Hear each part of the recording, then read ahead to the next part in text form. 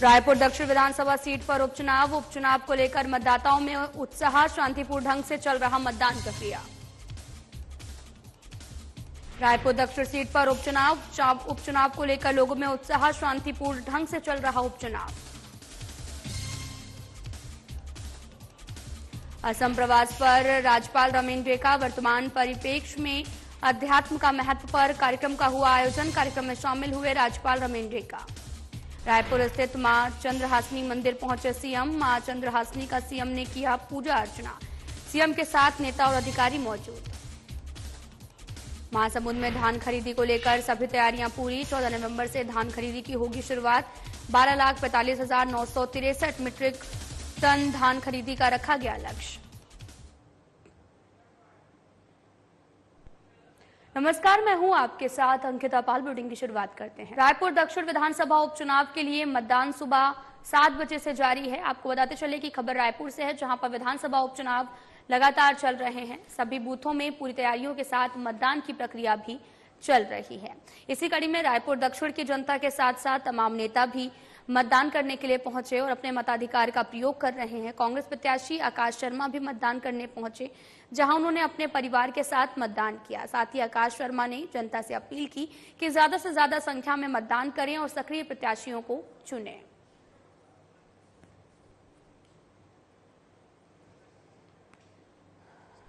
करूंगा कि स्वस्थ लोकतंत्र में भागीदारी कीजिए, मतदान कीजिए। या आपका मतदान जो है आने वाले 4 साल आपको ऐसा जनप्रतिनिधि चुनेगा जो आपके मुद्दों पे आप मुखर रहेगा, जो आपके मुद्दों पे रोड, बिजली, पानी, सड़क पे रहेगा। ये चुनाव रायपुर दक्षिण का चुनाव है। चुनाव देश का प्रधानमंत्री राज्य को खतरा नहीं दे करेगा। ये चुनाव जो है रायपुर दक्षिण का होगा। लेकिन मैं सबसे अपील करता हूँ कि वोट डालिए, क्योंकि आपका अधिकार जो है आपके गली मोहल्लों की समस्याओं के लड़ने वाले। रायपुर ग्रामीण विधायक मोतीलाल साहू रायपुर दक्षिण उपचुनाव को लेकर मतदान केंद्र पर मतदान करने पहुंचे हैं। साथ ही अश्विनी नगर स्थित बूथ केंद्र पर उन्होंने अपने मताधिकार का प्रयोग किया। इसके साथ ही उन्होंने प्रचंड बहुमत से बीजेपी के प्रत्याशी की जीत होगी, इसी के साथ सभी से मतदान करने की अपील की है। सुबह 7 बजे से मतदान शुरू हो चुका है, जो शाम 6 बजे तक चलेगा।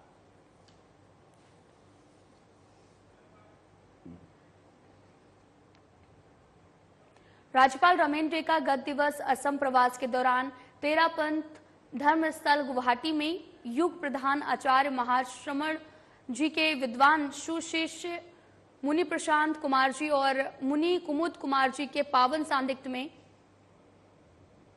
आपको बताते चलें कि यहां पर सम्मिलित हुए हैं।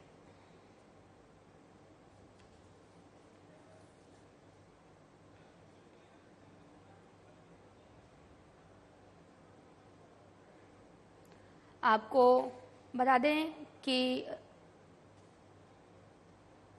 कार्यक्रम में शामिल हुए हैं राज्यपाल रमेंद्र का। वर्तमान परिप्रेक्ष्य में कार्यक्रम आयोजित हुआ। मुख्यमंत्री विष्णुदेव साय चंद्रपुर में विराजित मां चंद्रहासिनी मंदिर में देवी मां के दर्शन के लिए पहुंचे हैं। मुख्यमंत्री साय ने मंदिर में मां चंद्रहासिनी के दर्शन कर विधि विधान से पूजा अर्चना की। प्रदेशवासियों की सुख समृद्धि और खुशहाली की प्रार्थना की है। इस अवसर पर राजगीर चांपा सांसद कमलेश जागरे, जिला पंचायत सदस्य टिकेश्वर गबेल, कलेक्टर अमृत विकास तोपनो और पुलिस अधीक्षक अंकिता शर्मा सहित अन्य कई क्षेत्रीय जनप्रतिनिधियों और श्रद्धालु उपस्थित रहे हैं।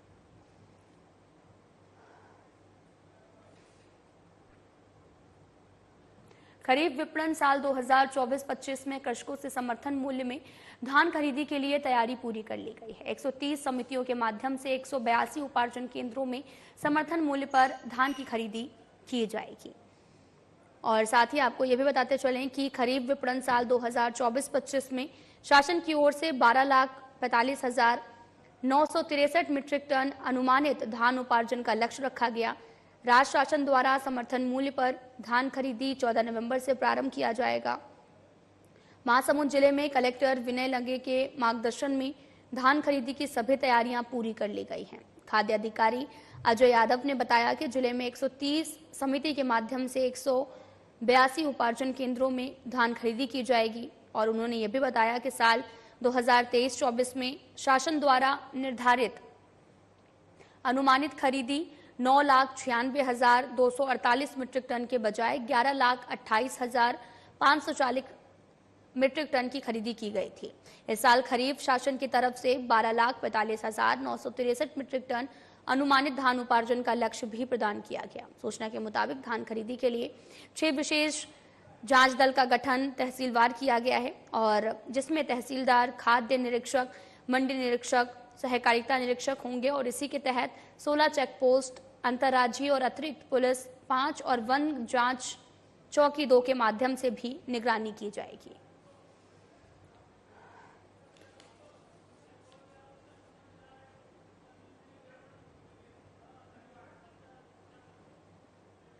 वरिष्ठ पुलिस अधीक्षक डॉक्टर संतोष कुमार सिंह के दिशा निर्देश पर रायपुर पुलिस की तरफ से निजात अभियान के तहत नशे के विरुद्ध विशेष अभियान चलाया जा रहा है, जिसमें समस्त थाना और anti crime and cyber unit की टीम द्वारा लगातार कार्रवाई भी की जा रही है।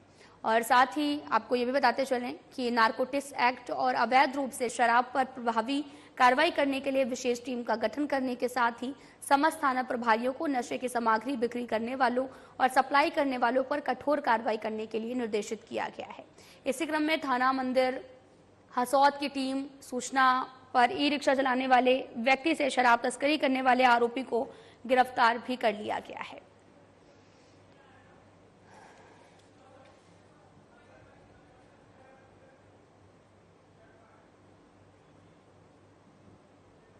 राजगढ़ जिले में एक दिल दहला देने वाली घटना सामने आई। सूचना के मुताबिक राजगढ़ जिले के मलावर थाना क्षेत्र की एक 68 साल की बुजुर्ग महिला 8 नवंबर शुक्रवार से लापता थी और लापता महिला की लाश रविवार को जंगल के झाड़ियों में संदिग्ध हालत में मिली है, जिसको देखकर पूरे इलाके में सनसनी फैल गई। सूचना के मुताबिक 17,000 रुपए और सोने चांदी के गहनों की वजह से बुजुर्ग महिला की बेरहमी से हत्या कर दी गई है। मृतक महिला के परिजनों के मुताबिक अज्ञात व्यक्ति शुक्रवार को महिला की भजन कीर्तन के लिए बुलाकर महिला को लेकर गए थे, जिसके बाद घटना को अंजाम दिया गया। फिलहाल पुलिस पूरे मामले की जांच में जुटी है। महज 72 घंटे बाद में फॉरेंसिक साइबर की मदद से पुलिस ने मामले को सुलझा लिया है। फिलहाल पुलिस आरोपी से पूछताछ कर मामले में जुट गई है।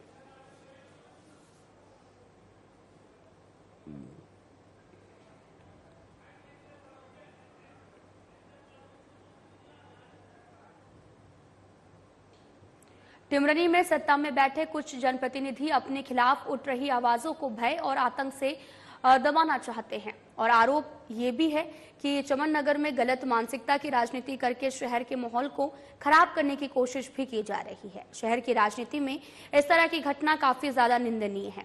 नगर कांग्रेस अध्यक्ष सुभाष जायसवाल ने भी नगर निरीक्षक संजय चौक से मिलकर घटना की उच्च स्तरीय जांच की मांग की है, ताकि घटना को अंजाम देने के पीछे कौन लोग हैं वो साबित हो सके।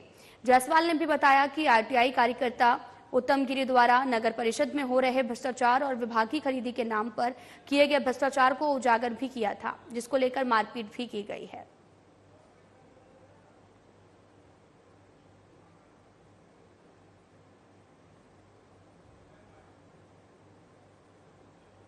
कृषि उपज मंडी महिदपुर में मंडी द्वारा लगाए गए तुलावटी दरों के पोस्टर को लेकर मंडी के हमालों के आक्रोश उत्पन्न हो गया है। आपको बताते चलें कि सभी हमालों ने काम बंद कर दिया है।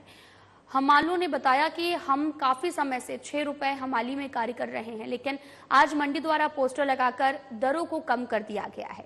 और साथ ही हमालों ने बताया कि हम काफी समय से 6 रुपए हमाली में कार्य कर रहे हैं, लेकिन आज मंडी द्वारा पोस्टर लगाकर दरों को कम कर दिया गया, जबकि किसान 6 रुपए देने को तैयार है।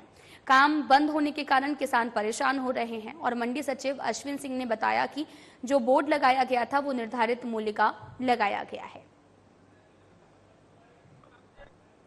इकट्ठा होकर ये समस्या हमारी कि विगत 26 माह से 27 माह से 6 रुपये प्रति बोरी का हिसाब से पैसा माली ले रहे।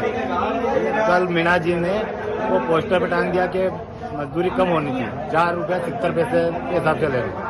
ज्यादा लोग कार्रवाई हो जाएगी। तो अब आप क्या चाहते हैं? हमारा जो विगत जो ले रहा 2 साल से 2 साल ऊपर से वही निर्धारित हमारे पास एग्रीमेंट लिखा हुआ है 2025 का 1/1/25 तक 25 से नई दरें चालू है।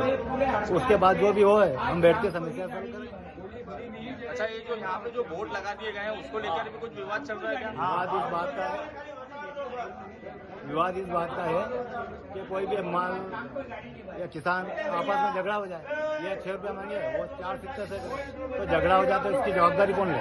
माल तुलावटी की जो दरें हैं, जो मंडी समिति की प्रोसीडिंग के माध्यम से ही जो है वो निर्धारण इन लोगों का जो हुआ है, हमाल दर और तुलाई दर का, जो दिसंबर 2024 तक लागू रहेंगे, तो उन दरों को, क्योंकि कुछ कृषकों की शिकायतें आ रही थी, कुछ कृषक आते हैं पूछने के लिए कि साहब हमाली दर कितनी है, तुलाई दर कितनी है, तो उन्हीं दरों को हमारे द्वारा एक बैनर जो है तैयार करवाए गए उनके, और उनको जो है टांगा गया है, ताकि कृषक जो है उनको पूछने की जरूरत नहीं पड़े, उनको पढ़ने से मालूम पड़ जाए कि कितनी हमाली है और कितनी तुलाई है।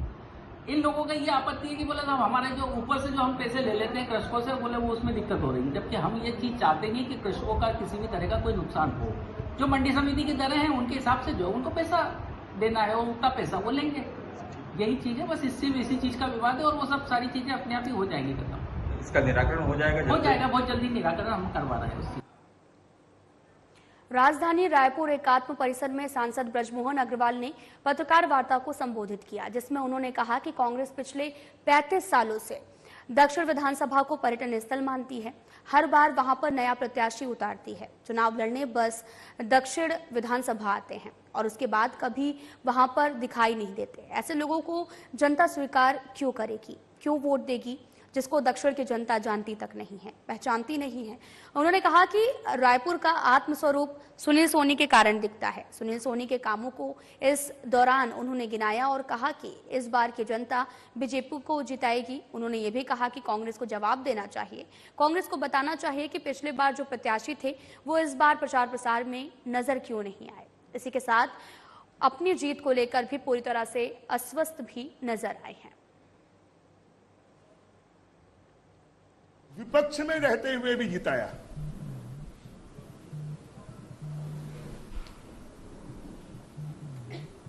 तो इस बार भी जनता बीजेपी को ही जिताएगी। मुझे तो इस बात पर आश्चर्य होता है कि कांग्रेस किस मुंह से वोट मांगने वहां जाती है।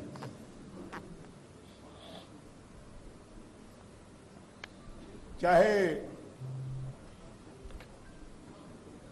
क्योंकि कांग्रेस के जो भी नेता छत्तीसगढ़ आते हैं, कांग्रेस ने बताया हुआ है अगर रायपुर में कोई घूमने की जगह है तो दक्षिण विधानसभा है, चाहे वो पायलट आए और यहाँ के जो लोकल नेता हैं, चाहे वो भूपेश बघेल जी हों, चाहे चरणदास महंत हों, चाहे टीएस बाबा हों, चाहे दीपक बैज हों, उनको भी आकर्षण था दक्षिण विधानसभा का कि अरे सब लोग बोलते हैं दक्षिण विधानसभा घूमने का क्षेत्र है, तो वो भी अब घूम रहे हैं, पर्यटन करने आए हैं।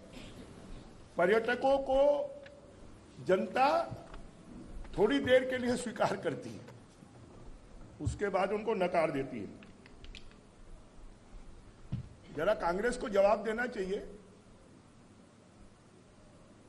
पिछली बार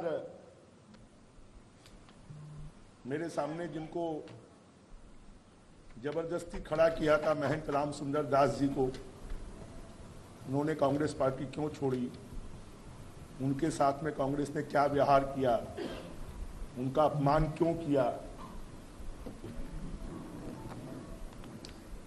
जरा इस बात को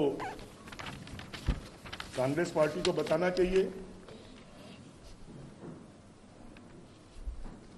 जरा कांग्रेस पार्टी को यह भी बताना चाहिए कि जब महंत राम सुंदर दास जी चुनाव लड़ रहे थे तो दो बंधु बढ़ चढ़कर पूरे चुनाव में काम कर रहे थे, और एक तो अभी मेयर भी है, वो चुनाव प्रचार में क्यों नहीं दिख रहे।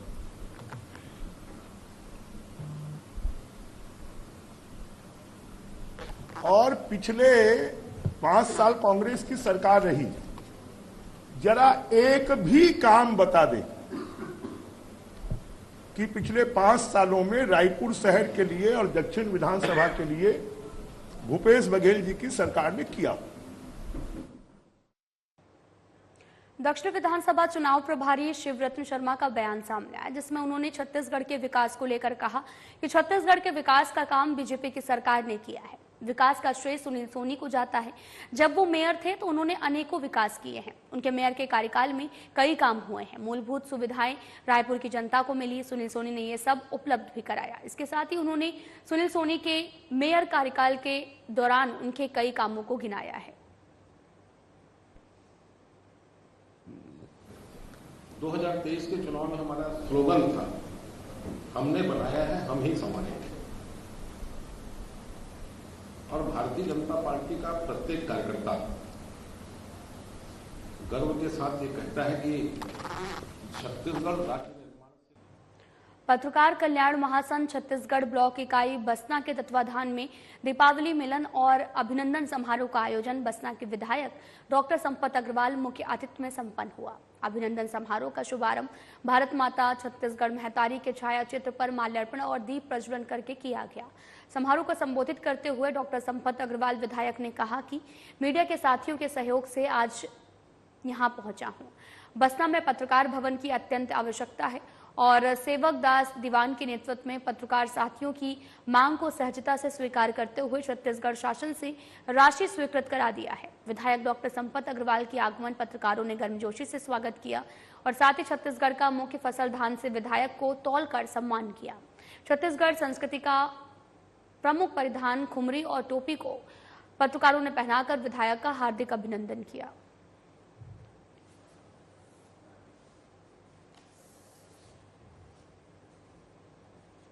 एक मांग थी प्रेस क्लब की, जिसे की त्वरित करते हुए शासन के पास पहुंचा के उसको पूरा किया गया। तो उसमें ठीक है, उनको मैं धन्यवाद देता हूं पत्रकारों को भी उन्होंने मांग करी, जबकि मेरा एक सपना है कि यहाँ पे कोई भी ऐसे चीजें बताएं और उसको हम करते जाएं। अभी भवन बन रहा है, बीच में बुद्धिजीवी रिटायर्ड हमारे शिक्षक लोग आए कि यहाँ पे भैया एक लाइब्रेरी होना चाहिए। तो आप पत्रकारों को मैं बता दूं कि 4.5 करोड़ रुपए लाइब्रेरी के लिए भी सेंक्शन हो चुका है। किसान राइस मिल वर्षों से खंडार पड़ी हुई थी, उसको हमने अपने अंडर में लिया। वहाँ बहुत बढ़िया बैडमिंटन ग्राउंड बन रहा है और वहीं पे ही लोगों के लिए लाइब्रेरी भी बनेगा। कोंडागांव जिले के सुदूर आदिवासी क्षेत्रों में बेहतर स्वास्थ्य सेवाओं की पहुंच सुनिश्चित करने के लिए जिला प्रशासन ने ड्रोन की मदद से स्वास्थ्य सेवाएं उपलब्ध कराने का कदम उठाया है। इस दिशा में विधायक लता उसेंडी और कलेक्टर कुणाल दुदावत की उपस्थिति में एक डेमो ट्रायल आयोजित किया गया, जिसमें जिला अस्पताल कोंडागांव से जिले के दूरस्थ अंचल के सामुदायिक स्वास्थ्य केंद्र मर्दापाल तक हेल्थ केयर ड्रोन के माध्यम से मेडिकल किट पहुंचाई गई है। कोंडागांव जिला अस्पताल से ड्रोन ने उड़ान भरते हुए 30 किलोमीटर की दूरी तय की और मर्दापाल के उप स्वास्थ्य केंद्र तक मात्र 20 मिनट में मेडिकल किट पहुंचाई है। और ये ड्रोन ट्रायल ने न केवल आपातकालीन स्थिति में त्वरित चिकित्सक सुविधा उपलब्ध कराने में सहायक सिद्ध होगा, बल्कि दूरस्थ क्षेत्रों में स्वास्थ्य सेवाओं के विस्तार के लिए एक प्रभावी कदम है। इस दौरान ड्रोन ने मर्दापाल से कुछ रक्त सैंपल कलेक्ट किया और उन्हें जिला अस्पताल तक वापस लाया, जिसमें इस प्रणाली की दोनों दिशाओं में उपयोगिता का परीक्षण किया गया।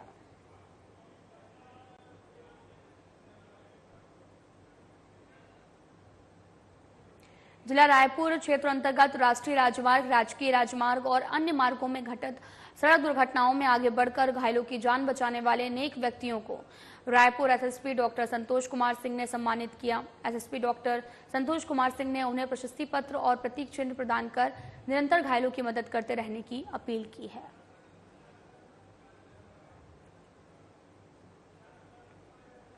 रायपुर पुलिस ने पैरोल पर छूटे फरार कैदी राशिद अली को देसी कट्टे और धारदार चाकू के साथ गिरफ्तार किया है। कैदी राशिद अली थाना सिटी कोतवाली के पास कई धाराओं के प्रकरण में केंद्रीय जेल में आजीवन कारावास की सजा बिता रहा था और पैरोल से छूटने के बाद में निर्धारित तिथि को केंद्रीय जेल में अपनी उपस्थिति न देकर फरार हो गया था। इसके बाद में कैदी के पैरोल अवधि समाप्त होने पर उपस्थिति नहीं होने पर केंद्रीय जेल के मुख्य प्रहरी ने कैदी के विरुद्ध टिकरापारा रायपुर में रिपोर्ट दर्ज कराई और मुख्य प्रहरी की रिपोर्ट पर कैदी के विरुद्ध अपराध दर्ज किया गया। इसके बाद में पुलिस ने संज्ञान लेते हुए पतासाजी की और उसे गिरफ्तार कर लिया है। पूरा मामला टिकरापारा थाना क्षेत्र का है।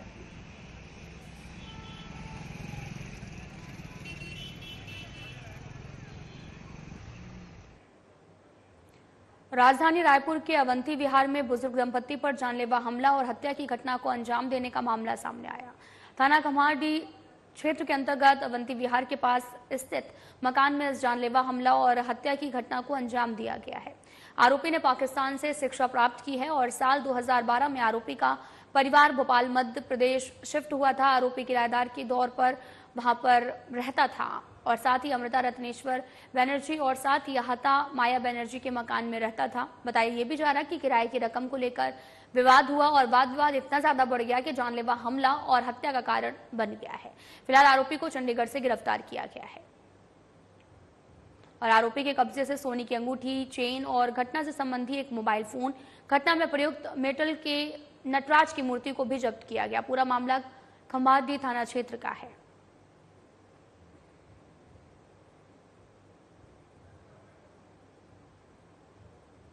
फिलहाल इस वीडियो में इतना ही। नमस्कार।